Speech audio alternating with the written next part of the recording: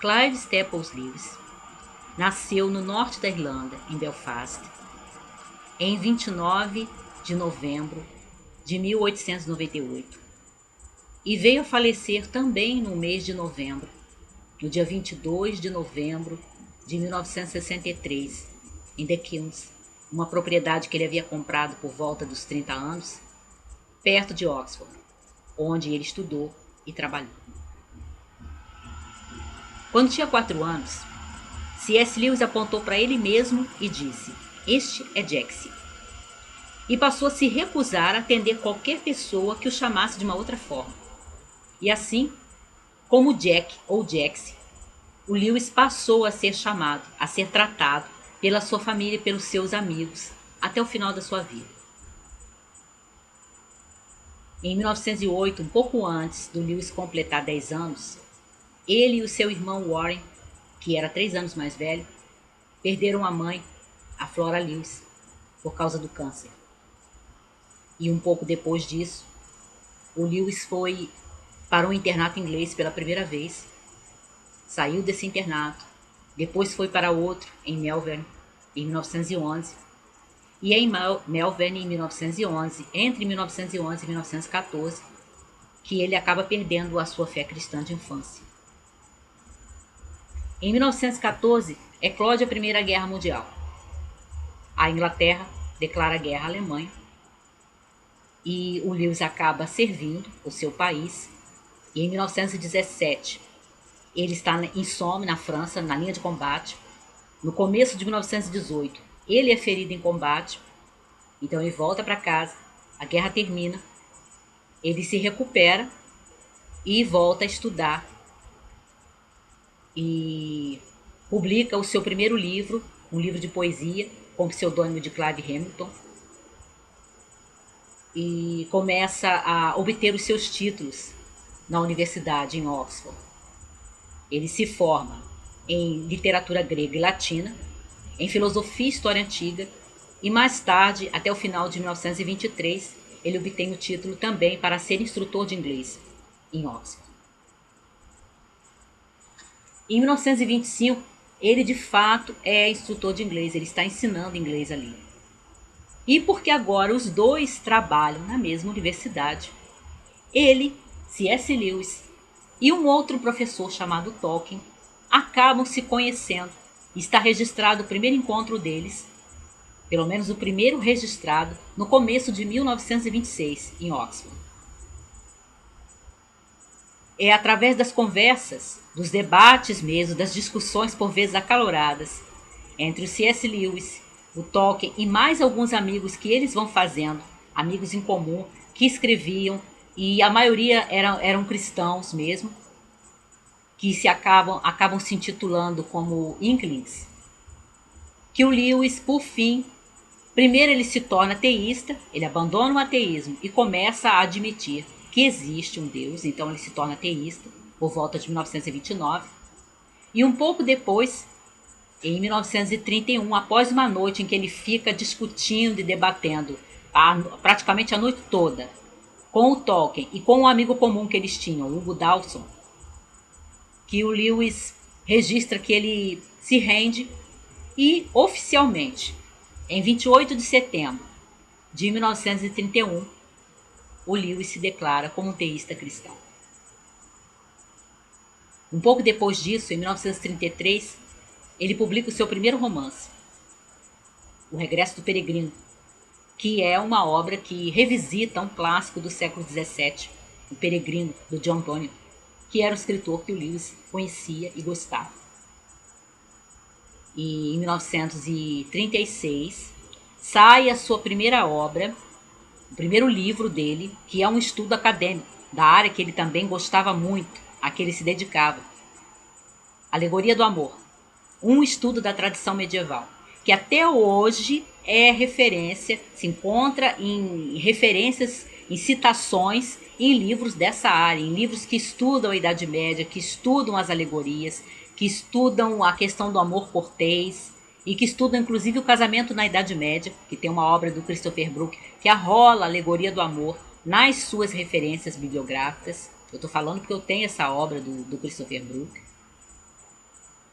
e o Lewis está consolidando a sua posição, né, como professor.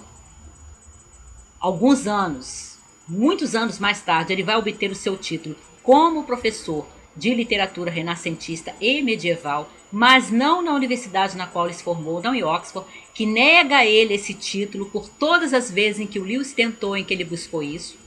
Ele só vai conseguir essa posição, esse título, pela Universidade de Cambridge.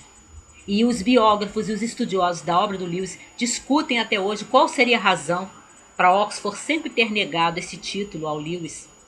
Porque não era por falta da capacidade dele, não era por falta de gabarito, não era por falta de preparo.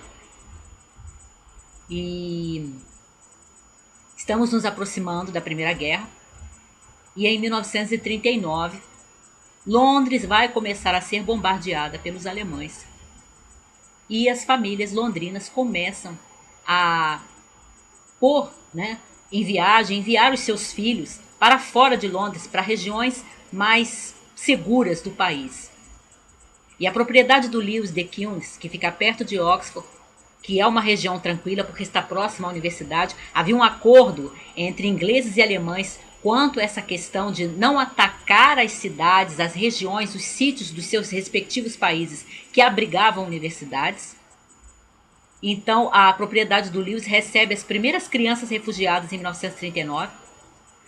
Esse solteirão inglês, com um pouco mais de 40 anos, tem esse primeiro contato com um monte de crianças e fica impressionado com elas, impressionado inclusive com a maneira como elas conseguem brincar e se divertir até nessas circunstâncias.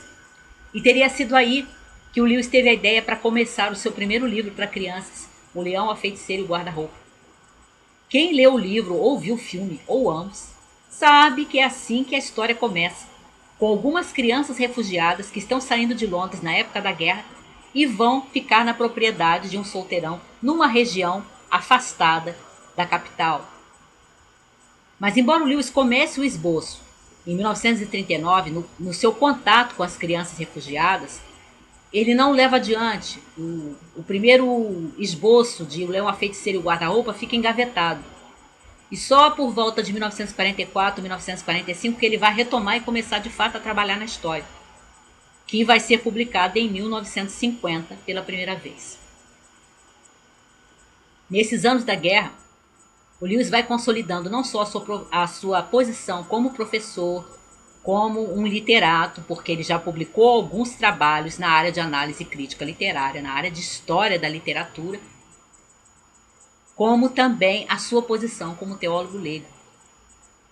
Em 1941, a rádio BBC começa a transmitir as suas palestras de divulgação do cristianismo, que depois da guerra vão ser retomadas, vão ser reescritas em partes, acrescentadas, editadas, melhoradas, para se tornarem aquele livro que sai por volta de 1952, Cristianismo Puro e Simples, ou Mero Cristianismo.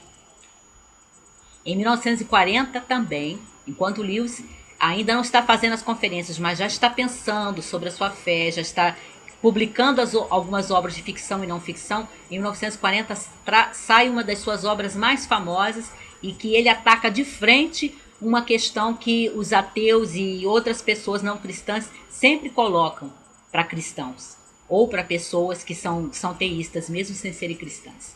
Se Deus existe e se Deus é bom, por que as pessoas sofrem? O nome do livro, O Problema do Sofrimento, que sai em 1940, que é um estudo que ele ataca esse problema sem nenhuma maquiagem, nenhum temor de enfrentar essa questão espinhosa de frente. E em 1942 sai a sua obra de ficção, que tem um pouco a ver com o problema do sofrimento, mas a gente teria que pensar bastante e ler com atenção para perceber por que eu estou dizendo que tem um pouco a ver. E que é uma obra, no meu entender, também brilhante. Foi um livro da ficção do Lewis para adultos, que assim que eu terminei de ler, eu peguei e comecei a reler imediatamente, que é Cartas de um Diabo a Seu Aprendiz. Que é brilhante. É brilhante, é 10, é 11, e quem leu sabe por que eu estou dizendo isso. Termina a guerra e o Lewis conseguiu publicar também nessa época a sua trilogia cósmica. Além do Planeta Silencioso, Perelandra, Viagem a Vênus e o último volume da trilogia que sai no ano do término da guerra, 1945, Uma Força Medonha. Começa os anos do pós-guerra. O Lewis publica em 1947 um outro livro sobre que mistura, né, teologia e filosofia, Milagres, e está trabalhando na série das Crônicas de Nárnia, que vão ser escritas, publicadas e terminadas até 1956. Elas são publicadas entre 1950, quando sai o primeiro livro dele, né, da série, embora não seja o primeiro cronologicamente, O Leão, a Feiticeira e o Guarda-Roupa, e o último volume vai sair em 1956, A Última Batalha, que é o livro, inclusive, que ganha um prêmio na Inglaterra.